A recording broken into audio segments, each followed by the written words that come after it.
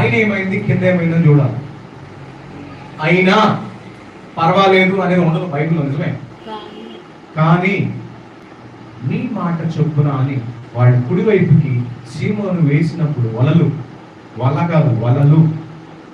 వలలన్నీ వేస్తే అవి పిగిలిపోతున్నాయంట, నిండిపోయినాయంట.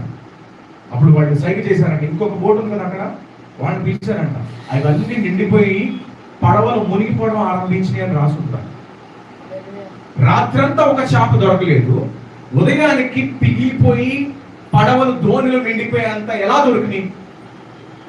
ఒక్కటే దానికి, దేవుని మాటకు లోబడడం వలన విస్తారమైన చేపలు పడ్డారు వాళ్ళు. హల్లెలూయా. అవి అమ్మితే ఎంత వచ్చినాయో నాకు తెలియదు, వాళ్ళు తిని ఎన్ని అమ్మారో తెలియదు. కింద ఏమైంది అనేది నేను చెప్పను, ఒక్కటే అక్కడ ఆ మాట చూపిస్తున్నా. ఈ రోజు మనం ఏం చేయాలంటే